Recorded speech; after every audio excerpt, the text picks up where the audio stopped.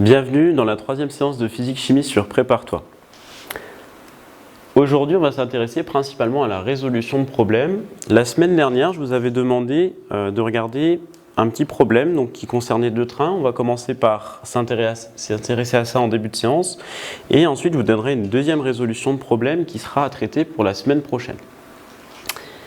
Alors, je vous rappelle un petit peu le contexte de la résolution de problème que je vous avais donné à faire pour cette semaine. Donc, on considérait deux trains qui étaient dans deux villes A et B, donc qui partaient de ces deux villes, et on disait que ces dernières étaient distantes d'une distance D qui valait 360 km. Donc, la ligne qui les relie est supposée rectiligne et on vous donne deux informations. Donc l'idée va être ici de déterminer la vitesse moyenne du train A et du train numéro B. Donc les deux informations qu'on vous donne, on vous dit que les trains qui circulent en sens inverse, puisque finalement A va se rapprocher de B et donc B va se rapprocher de A, à une vitesse VA et VB. Et on vous dit que si les deux trains partent en même temps, alors ils vont se retrouver en un point C, qu'on va essayer de définir juste après, au bout d'un temps qu'on note tau équivaut 4 heures. Maintenant, deuxième information qu'on vous donne, cette fois la rencontre va se faire au milieu du segment, et si les vitesses des deux trains sont différentes, alors forcément il y en a un qui va devoir partir en avance ou en retard par rapport à l'autre. Ici on vous dit que le train A va partir en avance avec un temps T1 qui vaut 54 minutes par rapport à celui qui va partir de B. Donc déterminer les vitesses moyennes des deux trains. Alors je vais vous montrer comment est-ce qu'on peut faire ça. Alors première chose qu'on peut faire, on va regarder, vraiment on va faire un petit schéma et on va utiliser la première chose qu'on vous donne, c'est-à-dire que les deux trains vont se rejoindre au bout d'un temps tau qui vaut 4 heures. Alors, donc on a les deux trains. Qui partent de A et de B et qui se rejoignent. Donc on va prendre un point C qui se rejoignent en C après tau égale 4 heures. Donc on fait un petit schéma. Donc ici, j'ai un point A qui représente la première ville. Ici, la deuxième ville. Les trains partent et ils vont se rejoindre en un point C qui va se situer par exemple ici. Et je vais définir ici deux distances. Donc on sait déjà que la distance AB, on la note D et qu'elle vaut 360 km. Ici, on va appeler cette distance AC petit d. Et donc, si je regarde, ici, on va se retrouver avec grand D moins petit d. On va essayer de mettre un petit peu, de traduire mathématiquement du coup ce qu'on a ici. Alors, on sait que, on va regarder en termes de distance parcourue. Donc, le train A parcourt une distance du coup qui est petit d ici. Donc on sait que la distance, on va l'obtenir en prenant le produit de la vitesse par le temps, puisque la vitesse par définition ça va être la distance divisée par le temps. Donc ici la vitesse du train A, on suppose qu'elle est constante et que c'est VA. On sait que la distance petit d, elle est atteinte au bout d'un temps tau qui vaut 4 heures. Donc ça c'est pour le train A. On fait la même chose mais pour le train B. Donc le train B parcourt cette fois une distance grand D moins petit d à la vitesse moyenne VB et pareil durant le temps tau. Donc ici on voit bien que a priori si les deux vitesses sont distantes, D, petit d va être différent de la différence entre grand D et moins D. Alors, donc ça c'est la première chose qu'on a. Maintenant, on sait aussi que AB donc c'est-à-dire la distance totale qui est égale à grand D. Ici, si je fais la somme des deux, hein, je vais avoir donc D moins D, donc plus D. Donc ici, vous remarquez que les D vont se simplifier et vous retrouvez avec D. Et donc ça va être égal à VA plus VB fois le temps tau. Donc là, on obtient finalement deux équations qui vont nous servir pour la suite. Donc qui sont ici. Et en particulier, ce qui va nous servir aussi, ça va être la première équation qu'on a ici. Donc je vais la noter une et ensuite on va la noter quelque part, hein, on va la mettre de côté. Donc là, je laisse du coup ce qu'on vient de trouver juste ici. Ça va nous servir pour la suite. Alors, deuxième chose, on vous dit donc cette fois, donc les deux trains vont partir de A et B et ils vont se rejoindre donc, au milieu de AB, hein, donc du segment AB. Alors, du coup, on va avoir un nouveau point qu'on va appeler par exemple C', qui va être vraiment situé au milieu du segment AB. Donc, c'est-à-dire que ici, on aura une distance donc grand D sur 2. Et de l'autre côté, pareil, on va se retrouver avec grand D sur 2. Alors, on va supposer ici, hein, donc si on regarde en termes de distance parcourue pour chaque train, que donc cette distance c'est bien D sur 2, mais là où on va faire une hypothèse, c'est sur le temps qui a été mis pour un des trains pour atteindre justement le milieu. Hein. Donc on va introduire un temps T2 et on va voir comment ça se passe pour l'autre train. Alors, donc on regarde la distance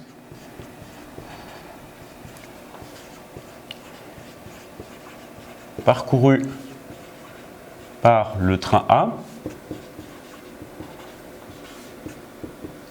On sait que la distance parcourue, donc c'est AB sur 2, donc grand D sur 2. Et on suppose donc que ça va être fait en un temps, appelons-le T2. Donc on va avoir VA fois T2. Donc bien sûr, T2 n'est pas donné, hein, on ne le connaît pas.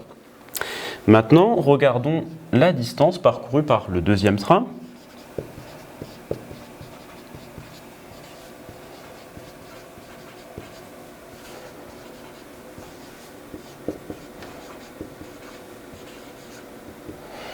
Donc c'est également la distance grand D sur 2, puisque les deux trains vont se rejoindre au milieu du segment AB. Donc le déplacement va se faire toujours à la vitesse moyenne VB, mais cette fois, la différence, ça va être le temps mis par le deuxième train pour atteindre D sur 2. Alors ce qu'on vous dit dans l'énoncé, c'est que le train VA part avec un temps d'avance qu'on note T1, qui est de 54 minutes. Alors, ça veut dire que VB, lui, il va circuler pendant un temps T2 moins T1. Hein, donc, une différence de temps de T1 entre les deux. Donc maintenant, on se retrouve avec, finalement, ici, donc, deux relations supplémentaires qu'on va pouvoir appeler 2 et 3. Alors, ce qui me pose problème ici, c'est que je ne connais pas T2. Donc l'idée, ça va être quoi? Ça va être d'essayer ici de remplacer T2 par l'expression qu'on peut en tirer ici à partir de VA. Hein, donc si je regarde à partir donc, de la deuxième relation, donc à savoir D sur 2 égale VA fois T2, je peux dire que, je vais la réécrire, je vais isoler T2 et je vais pouvoir dire que T2 c'est D divisé par 2 VA. À partir de là, on va réécrire la troisième relation.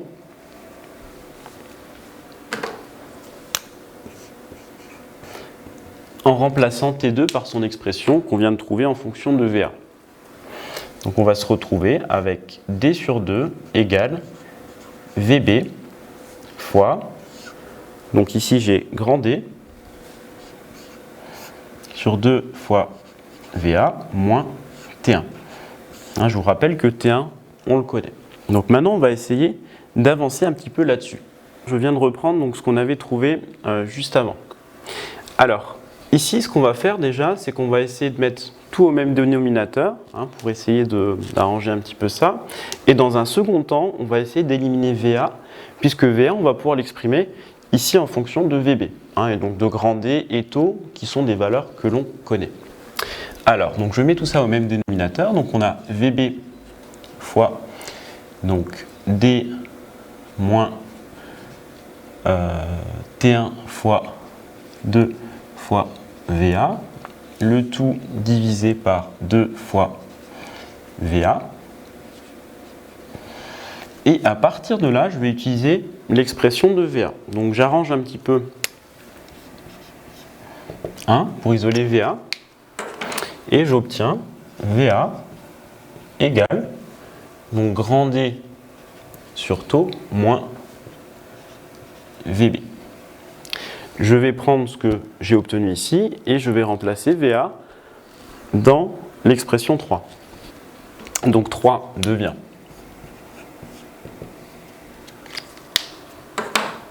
donc grand D sur 2 égale VB fois, donc on va mettre ça, ça va être plus pratique, D moins 2 fois T1 fois donc ici D divisé par taux moins VB, le tout divisé par 2 fois VA, c'est-à-dire 2 fois donc D sur taux moins VB. À partir de là, ce qu'on va faire, c'est qu'on va tout simplement développer. Et donc la partie qui est ici, je vais donc la passer de l'autre côté en multipliant en haut et en bas par 2 fois D sur taux moins VB. Enfin, je veux dire que je multiplie à gauche et à droite par le dénominateur ici. Donc on va se retrouver avec donc, D sur 2 fois 2 fois D sur taux moins VB égale donc VB fois D moins 2 fois T1 fois D sur taux moins VB. La prochaine étape, ça va être justement de distribuer ici et on va multiplier donc par VB de chaque côté pour obtenir un polynôme en VB. Donc du coup on peut remettre si tu veux. Donc ici déjà on remarque que les deux vont se simplifier. Alors développons. Donc on va avoir du D carré sur taux moins VB fois donc D ici égale VB fois D moins 2 fois T1 fois D divisé par taux fois VB. Et donc le dernier terme, on va avoir donc du moins fois moins, donc ça va nous faire du plus. On va se retrouver avec du plus de T1 fois VB au carré. Ce qu'on va faire, c'est qu'on va tout passer du même côté. Donc on va se retrouver ici. Donc on va partir donc, du terme de droite, membre de droite. Donc 2 fois T1 fois VB au carré. Alors, on va regarder les différents termes en VB. Donc, si je passe donc, le moins VB fois D de l'autre côté, je vais obtenir donc, du plus 2D fois VB. Et donc ici, j'ai encore du moins 2D T1 sur taux fois VB. Alors, si on regarde ici, donc j'ai une distance, j'ai une longueur. Ici, donc j'ai une longueur fois un temps divisé par un temps, donc c'est bien homogène. Et donc le terme qui nous reste, c'est donc le dernier terme qui ne dépend pas de D, donc on a du moins D carré sur taux. Et donc comme on a tout passé du même côté, on va avoir ça qui est égal à 0. Alors, vous voyez ici qu'on a un polynôme en VB, donc il y a du second degré qui apparaît. Maintenant, du coup, ce qu'il va falloir faire, c'est trouver le discriminant et ensuite rechercher les racines. Alors, on pourrait faire ça de manière littérale. Ce que je vous propose, c'est de faire ça de manière numérique. Donc, on va maintenant redonner les valeurs justement qu'on avait pour T1, taux et D. Alors, pour les données, on avait D égale 360 km, taux égale 4 heures. Donc si ici je remplace déjà D et taux par les valeurs avec ces unités, je vais obtenir une vitesse qui va être en km/h. Et c'est ce qui m'intéresse ici. Donc T1, on le donnait en minutes. On sait que c'est 54 minutes. Et si je veux déterminer donc, T1 en heures, je divise par 60 minutes. Ouais, donc le résultat sera en heures. Et je trouve 0,9 heures. À partir de là, ce que je vais faire, c'est pouvoir réécrire ça en faisant le calcul. Donc si vous faites le calcul pour les différents coefficients, vous allez trouver déjà dans un premier temps 1,8 fois VB au carré. Donc le terme qui est devant VB, ça va être 558 fois VB. Et donc le dernier terme, vous allez vous retrouver avec du moins 32 400. Donc ça, c'est égal à 0. Donc maintenant, on détermine le discriminant. Donc, je vous rappelle que le discriminant va être de la forme B carré moins 4 fois A fois C. Alors ici, ce qui joue le rôle de B, du coup, c'est 558. Vous allez vous retrouver avec 558 au carré. Donc, moins 4 fois, donc le coefficient A, c'est 1,8. Et le coefficient C, vous voyez ici, ça va être moins 32 400. Moins 32 400. Ici, comme vous avez un signe moins ici et que vous multipliez par quelque chose qui est négatif, vous aurez un signe plus. Donc ça veut déjà dire que le discriminant sera strictement positif ici. Alors si on fait le calcul, on trouve donc 544 644. Et ça, on remarque également que c'est 738 au carré. Alors, quel est l'intérêt de faire ça? Ça va être justement que lorsqu'on va s'intéresser aux racines dans un instant, on va introduire la racine du discriminant. Donc là, on voit déjà que la racine du discriminant, du coup, ça fera 738. Donc là, on est dans un cas où le discriminant est strictement positif, donc on va avoir deux racines réelles. On va avoir donc VB égale, dans un premier temps, on va l'appeler VB1. Donc ça va être de la forme moins B plus racine du discriminant sur 2 fois A. Ici, donc moins B, donc ça fait moins 558 plus la racine du discriminant. Donc là, on voit l'intérêt, puisque finalement, ça va être égal à 738 divisé par 2 fois A, donc 2 fois 1,8. On fera le calcul juste après. Et deuxième solution possible, donc cette fois, c'est de la forme moins B moins racine de delta sur 2 fois A. Donc ici, on va obtenir moins 558 moins 738 divisé par 2 fois 1,8. Alors la question est, quelles racines sont possibles, ou quelle racine est possible? Ici, si vous regardez, vous allez obtenir donc moins 558 moins 738, donc quelque chose qui va être négatif. On sait que la vitesse, c'est quelque chose qui doit être positif. Donc là, comme c'est quelque chose qui est négatif, hein, donc la solution VB2 n'est pas possible. Forcément, la seule solution ici, ça va être ce qu'on a appelé VB1. Alors, du coup, si je fais le calcul, j'obtiens ici, donc c'est directement en km/h, plus 50 km/h.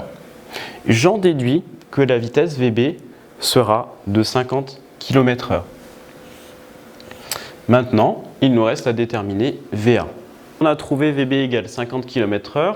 Comment est-ce qu'on va trouver VA? On peut reprendre la première relation qu'on avait trouvée. Donc, je vous la rappelle. On avait isolé VA, donc on avait on l'avait exprimé en fonction de VB et donc grand D sur taux. On avait dit que c'était donc grand D sur taux moins VB.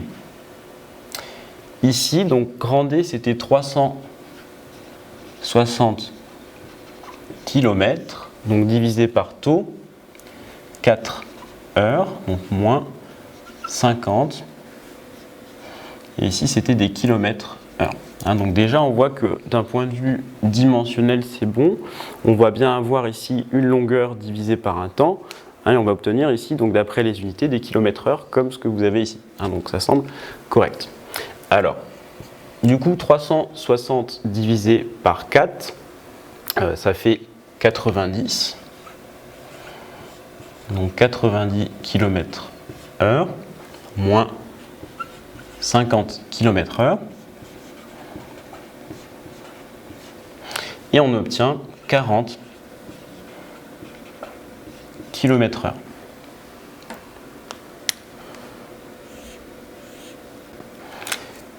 Alors, conclusion, déjà, hein, ce qu'on remarque, c'est qu'on trouve VA qui est plus petit que VB. On peut se poser comme question, est-ce que c'est correct? Nous, ce qu'on avait dit, c'est que le train A, partait avec une avance, justement, T1 de 54 minutes. Et au final, les deux trains se retrouvaient au milieu du segment AB. Forcément, ça veut dire que, justement, le train A va se déplacer moins vite que le train B, puisque finalement, le train A avait besoin d'un temps T2 et le train B avait besoin d'un temps T2 moins T1. Donc forcément, ça veut dire que la vitesse VB est supérieure à VA. Hein, donc c'est l'hypothèse qu'on avait faite et vous voyez que d'après les valeurs numériques qu'on a obtenues, c'est vérifié. Donc voilà pour cette résolution de problème. Pour la semaine prochaine, donc petite résolution de problème. Donc cette fois, ce ne sera pas en mécanique mais en optique et on va s'intéresser à la muraille de Chine. Alors pourquoi la muraille de Chine? Eh bien, il faut savoir qu'il existe une légende. Et la muraille de Chine serait le seul objet qu'on puisse voir depuis la surface de la Lune. Donc on peut se poser la question, qui est naturellement assez intéressante, c'est de se demander, est-ce que la muraille de Chine est vraiment visible depuis la Lune? Alors, à vous d'essayer pour la semaine cette question et de trouver un raisonnement qui permette de dire si ou non elle est visible depuis la Lune. Alors c'est quelque chose qui n'est pas forcément facile. Si vous avez besoin d'un indice, bien sûr je ne vais pas vous le donner dans cette vidéo, mais vous en trouverez un dans la description. Je vous remercie pour votre attention. Pour toute question, n'hésitez pas à laisser un commentaire, on y répondra dans le cours de la prochaine séance vidéo. En attendant, donc n'oubliez pas de faire la résolution de problème et on se retrouve mercredi prochain. Bonne semaine à vous!